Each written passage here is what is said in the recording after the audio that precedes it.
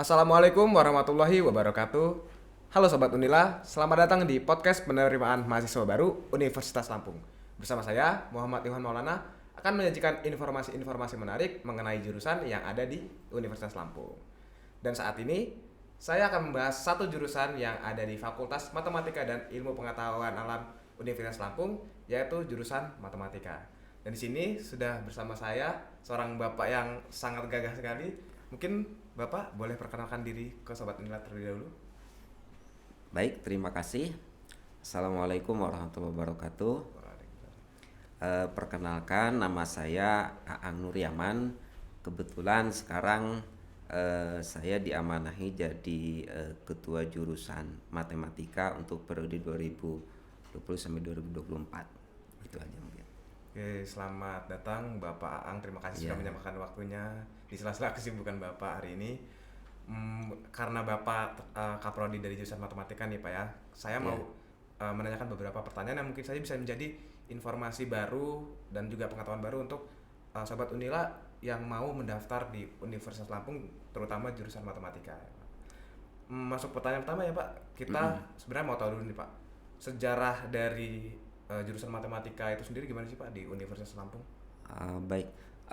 Sejarah program studi S1 Matematika FMIPA Universitas Lampung itu dimulai tahun 1998 dengan dikeluarkannya izin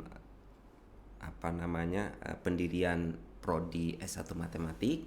Kemudian di tahun akademik 1998-1999 PS S1 Matematik sudah mulai menerima mahasiswa baru. Nah, baru di tahun 1999 resmi berdiri PS Matematik berdasarkan SK Kemendikti gitu. Oke. Seperti itu. Wah, berarti sudah lebih dari 20 tahun, berarti 23 23 ya, ya. 23 tahun ya Pak udah berdiri 23 tahun. program studi dari ilmu matematika sendiri ya. Iya. Dari waktu yang bisa dibilang cukup lama itu ya Pak. Sebenarnya dasar atau visi misi tujuan dari jurusan ilmu matematika itu apa sih Pak? Baik, adapun visi dari PS Matematika itu sendiri itu adalah menghasilkan lulusan matematika yang adaptif, kemudian berintegritas dan berempati dalam mewujud nyatakan keberlanjutan dalam keberagaman. Oke. Nah, dari visi tersebut kemudian diturunkan ke dalam 4 misi, di mana misi yang pertama itu adalah terkait dengan melaksanakan kegiatan pembelajaran, Oke. khususnya di bidang matematika yang efektif dan berkualitas. Kemudian misi yang kedua itu terkait dengan membangun dan meningkatkan kegiatan penelitian dan pengabdian di dan antar kelompok bidang keilmuan, dalam hal ini keilmuan matematik. Oke. Kemudian yang ketiga itu adalah melaksanakan kegiatan pengabdian kepada masyarakat di bidang matematika yang dapat digunakan untuk meningkatkan kesejahteraan masyarakat ataupun kualitas hidup masyarakat. Dan yang keempat itu adalah melakukan dan meningkatkan kerjasama kemitraan yang sinergis dengan pihak lain, dalam hal ini institusi ataupun lembaga pemerintah ataupun non pemerintah, tentunya dalam rangka pengembangan tridharma perguruan tinggi. Oke. Itu mungkin visi misi dari PSS 1 Matematika. Oke, berarti termasuk banyak misi yang ingin dituju Iya, dari betul. dan misinya pun tidak hanya fokus kepada mahasiswa, dosen ataupun universitas, tapi juga tadi ada pengabdian masyarakat, Iya, kerjasama betul. dengan bidang lain juga gitu ya Pak. Iya, iya, betul, betul. Oke, baik. Berarti kan dari berbagai visi misi lalu juga lama berdirinya program studi ilmu matematika ini sendiri, apakah akreditasi yang sekarang dicapai ini sudah seperti apa Pak? Baik, untuk akreditasi PSS 1 Matematik sendiri kebetulan sampai tahun 2020 kemarin terakhir kita melakukan reakreditasi, itu kita masih akreditasi B. Oke. Tapi untuk tahun ini insya Allah kita akan sedang mencoba menyusun eh, untuk akreditasi internasional dalam hal ini ASEAN. Oh, wow.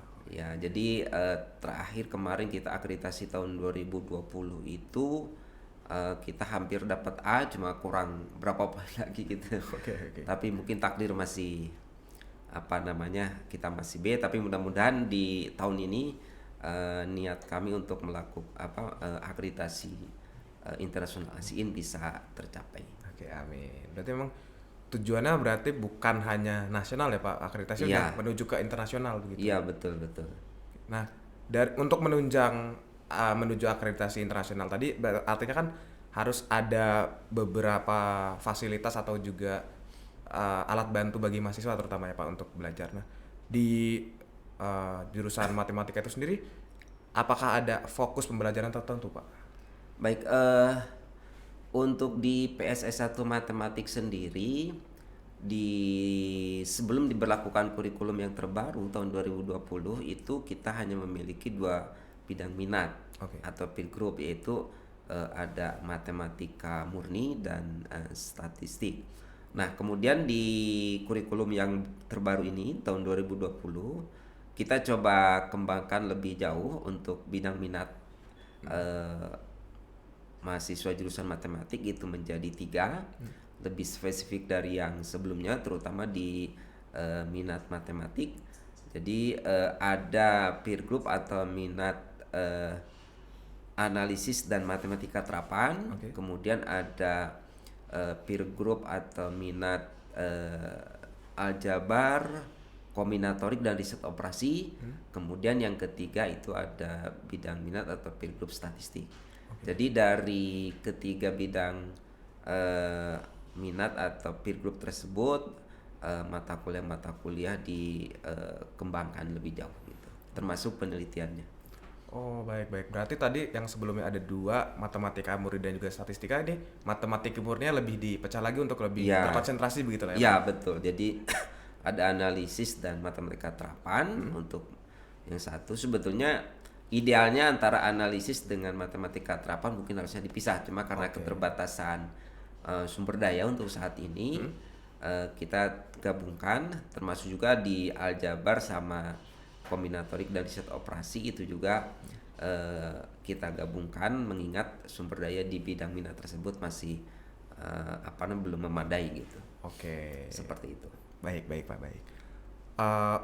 Berarti kan dari banyaknya fokus belajar matematika yang tadi Bapak sudah sebutkan, artinya kan harus ada beberapa fasilitas pendukung ya Pak, untuk selain untuk mahasiswa tapi juga untuk dosen yang mengajar. Iya. Untuk fasilitas yang disediakan nih Pak di program studi matematika itu ada apa sih Pak? Baik, di jurusan matematika sendiri ada beberapa prasarana atau sarana prasarana yang kami sediakan. Tentunya ini untuk mendukung keberhasilan dari tujuan PS matematik. Yang pertama tentunya mungkin kita sediakan ruang kuliah yang nyaman.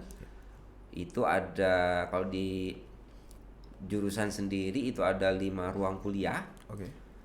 Yang masing-masing kapasitasnya itu paling sedikit itu 50 Oh, besar berarti termasuk orang. Bapak? Ya, termasuk besar.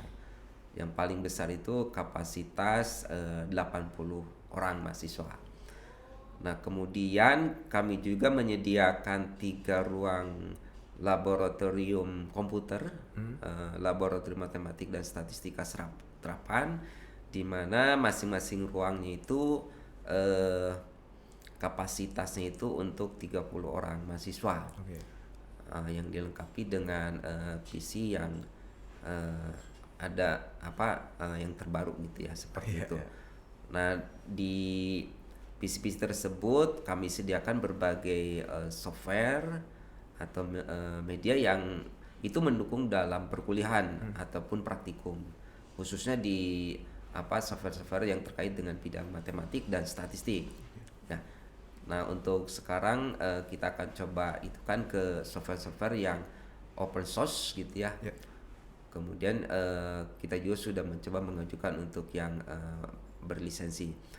Kemudian eh, kita juga memiliki ruang baca, satu ruang baca di mana di ruang baca tersebut disediakan atau tersedia beberapa sekumpulan buku-buku teks gitu ya yang mendukung perkuliahan, yang asalnya itu ada yang dari alumni, kemudian ada dari pengadaan jurusan, ada juga dari sumbangan dari dosen itu sendiri. Oke. Seperti itu. Kemudian selain itu juga di jurusan matematik disediakan ada ruang rapat, kemudian ruang dosen dalam hal ini untuk dosen beraktivitas di kampus gitu ya, seperti itu. Kemudian juga kami sediakan untuk mahasiswa juga ada satu tempat yang dimana mahasiswa bisa melakukan diskusi ataupun misalnya mengerjakan tugas dan segala macam, dimana di situ kami sediakan atau kami lengkapi juga dengan berbagai fasilitas wifi, konektivitas internet gitu ya, agar ketika misal mahasiswa belajar ataupun bisa mengerjakan tugasnya itu bisa lebih mudah gitu ya, seperti itu. Dan juga beberapa fasilitas lain termasuk misalnya ada toilet, ada musola kecil yang tapi untuk musola ini disediakan mungkin khusus untuk dosen ataupun tamu gitu ya. Kalau mahasiswa itu kita arahkannya ke Al-Wasi'i gitu. Ya karena memang nggak terlalu jauh ya Pak. Ya betul. Nah kemudian ya beberapa fasilitas misalnya untuk toilet mahasiswa ataupun dosen kita sediakan pula. Kemudian ada ruang administrasi dan mungkin beberapa fasilitas lainnya juga gitu, seperti itu. Oke, berarti memang fasilitas baik sarana gedung yang memadai dan juga fasilitas untuk membantu mahasiswa dan juga dosen itu memang sudah sangat disediakan ya Pak? Iya, betul. Ini mungkin saya sedikit bertanya nih Pak. Tadi kan Bapak bilang ada banyak komputer yang istilahnya kekinian lah gitu, yang bisa digunakan oleh mahasiswa, tapi juga masih menyediakan ruang baca yang isinya buku-buku. Nah itu sebenarnya untuk mengimbangi kegiatan mahasiswa untuk selain menggunakan komputer tapi juga membaca buku itu ada nggak sih Pak? Ya, memang untuk diharapkan mahasiswa bisa untuk menggunakan fasilitas ruang baca tersebut. Mau tidak mau sebetulnya untuk bidang matematik atau kuliah jurusan matematik masih memerlukan yang namanya buku teks gitu ya. Karena tidak bisa belajar secara autodidak gitu ya. Kalau matematik pasti jelas masih membutuhkan yang namanya buku teks gitu ya. Jadi harapannya ketika misal mahasiswa dalam mengerjakan tugas ataupun misalnya tidak mengerjakan tugas akhirnya skripsi, itu ruang baca bisa menjadi salah satu alternatif untuk mengumpulkan referensi-referensi ataupun misal bahan bacaan untuk menunjang pelaksanaan tugasnya tersebut. Selain tentunya dari perpustakaan pusat gitu ya, seperti itu. Dan juga kan sekarang perpustakaan pusat menyediakan perpustakaan digital gitu ya, betul. Seperti itu yang bisa diakses oleh mahasiswa gitu. Tapi tentunya harapan kami mahasiswa masih tetap punya budaya untuk membaca buku karena itu sesuatu hal yang sangat baik gitu ya, seperti itu. Oke, berarti dari banyaknya fasilitas yang sudah disediakan di program studi matematika ini sangat mendukung apa yang dilakukan oleh mahasiswa dan juga dosen ya Pak. Terkait prestasi yang sudah diraih mahasiswa dan juga dosen itu apa aja sih Pak? Baik, untuk prestasi dari sisi non akademik itu untuk sisi non akademik ya, itu beberapa mahasiswa jurusan matematik banyak yang mengikuti kejuaraan khususnya olahraga. Ada yang sudah mencapai tingkat nasional itu untuk cabang pencak silat. Kemudian ada juga untuk cabang taekwondo itu sudah sampai juara tingkat nasional gitu ya. Dan kebetulan kalau yang tadi misalnya yang taekwondo itu kebetulan dia kerjanya sekarang di apa namanya di itu ya kejaksaan gitu ya. Oke. Nah, seperti itu. Kemudian untuk yang pencak silat ini kebetulan masih aktif sekarang, malah kemarin juga udah mencapai prestasi juara 3 tingkat nasional untuk pencak silat seperti itu. Kemudian tahun 2020 kemarin kita juga ada salah satu orang mahasiswa kami yang berkolaborasi dengan mahasiswa Fakultas Pertanian itu berhasil meraih medali emas di PIMNAS Wow, keren. PKM ya tahun 2020. Kemudian untuk yang tahun kemarin baru 21 itu masuk sampai babak PIMNAS nasional untuk bidang posta, tapi kebetulan belum mencapai gelar juara gitu ya, mencapai medali. Kemudian kalau dari sisi bidang matematikanya sendiri, memang betul untuk saat ini memang ada satu momen, satu event yang sebetulnya kita ikuti tiap tahun, yaitu KN MIPA atau Olimpiade Matematika gitu ya untuk perguruan tinggi. Nah, namun untuk KN MIPA ini kita baru sampai tahap lolos dari tingkat wilayah gitu ya. Untuk tingkat nasional kita belum bisa mencapai medali gitu ya. Kita masih kalah oleh mahasiswa-mahasiswa dari Pulau Jawa ataupun pulau lainnya seperti itu. Adapun untuk dosen memang prestasi dari sisi penelitian bisa dilihat dari mungkin banyaknya artikel-artikel yang dipublish di jurnal internasional yang bereputasi, misalnya terindeks Scopus itu hampir tiap tahun itu sekitar lebih dari 5 lah tiap tahunnya itu ya, lebih dari 5 jurnal terindeks Scopus misalnya seperti itu. Kemudian kemarin di tahun ini ada salah seorang dosen kami yang kebetulan lolos untuk sertifikasi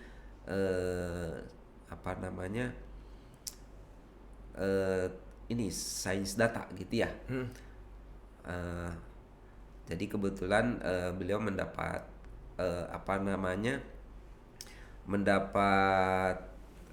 sejenis hibah dari bantuan dari Kemendikbud gitu ya untuk mengikuti program sertifikasi itu, dan alhamdulillah bisa lolos gitu ya. Itu sertifikasinya tingkat nasional seperti itu. Oke, baik. Berarti memang itu mungkin.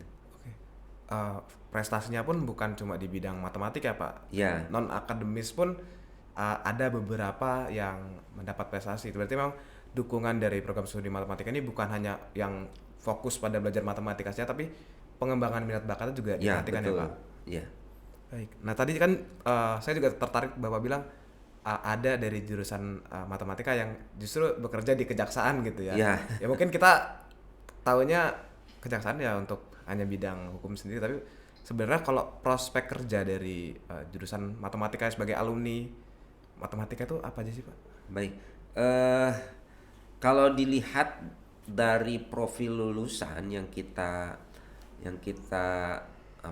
canangkan, itu sebenarnya ada 4 profil yang kita harapkan. Yang pertama itu adalah akademisi. Tentunya akademisi terkait dengan akademik ya, apa itu sebagai dosen ataukah sebagai guru gitu ya. Kemudian yang kedua itu adalah sebagai asisten peneliti, jadi membantu peneliti dalam terutama dalam misalnya mengolah data atau misalnya menginterpretasikan data dan seterusnya. Kemudian yang ketiga itu adalah menjadi praktisi atau wirausahawan, dan yang keempat itu adalah menjadi manajer gitu ya, seperti itu. Nah, jadi dari situ bukan manajer ya, tapi konsultan gitu ya. Jadi manajer mungkin nanti bisa masuk di dalamnya ke dalam bentuk praktisi ya, seperti itu. Nah, dari keempat profil itu memang kalau berdasarkan tracer study yang dilakukan itu banyak alumni kami yang bekerja di baik di perusahaan swasta ataupun di eh, apa namanya lembaga pemerintahan ataupun BUMN. Itu yang paling besarnya seperti itu. Itu mencapai 80% gitu ya untuk apa perusahaan swasta ataupun BUMN ataupun pemerintah gitu ya. Kemudian sisanya itu ada apa namanya menjadi ini wirausahawan gitu ya, baik dia memiliki usaha sendiri gitu ya, ataupun misalnya maksudnya mulai dari startup gitu ya, ataupun misalnya berwirausaha dengan berkolaborasi gitu ya, seperti itu. Nah, memang karakteristik dari matematika itu sendiri kan sebetulnya ilmu matematik itu ilmu formal gitu ya. Jadi ketika misalnya dalam pembelajarannya itu sebetulnya secara umum diarahkan bagaimana mahasiswa matematik itu bisa apa namanya bisa memiliki kemampuan dalam menganalisa sesuatu, dan dalam hal ini tentunya misalnya mengidentifikasi masalah, kemudian dari situ bagaimana memecahkan masalahnya, kemudian mengkomunikasikannya seperti itu. Memang karakteristik mata kuliah matematik itu diajarkannya seperti itu gitu ya. Jadi mulai dari mengidentifikasi masalah, kemudian bagaimana mengkonstruksi bisa menyelesaikan masalah tersebut, kemudian dari situ bagaimana menginterpretasikannya gitu ya, seperti itu. Tentunya dalam bahasa fenomenanya gitu ya, nggak dalam bahasa matematiknya. Nah, oleh karena itu sebetulnya bidang kerja matematik itu ya sebenarnya bisa kemana saja sebetulnya seperti itu. Makanya banyak apa namanya misalnya alumni kita yang menjadi misalnya manajer gitu di sebuah perusahaan, karena memang seorang manajer diperlukan kemampuan analis yang kuat gitu ya. Betul. Belum lagi misalnya dalam bidang analis data gitu ya, itu tentu sangat ini sekali gitu ya, diperlukan sekali kemampuan matematik yang kuat gitu ya. Dan kalau misalnya wirausaha memang terus terang untuk lulusan kami memang porsinya masih relatif kecil, baru sekitar 8%-an gitu yang terlibat di sana. Tapi memang ada beberapa alumni kami yang dari sejak masih sendiri sudah mulai aktif berwirausaha, baik secara online ataupun misalnya biasa gitu ya. Ada yang jadi usahawan misalnya bakso gitu, ada yang pakaian dan sebagainya gitu, seperti itu.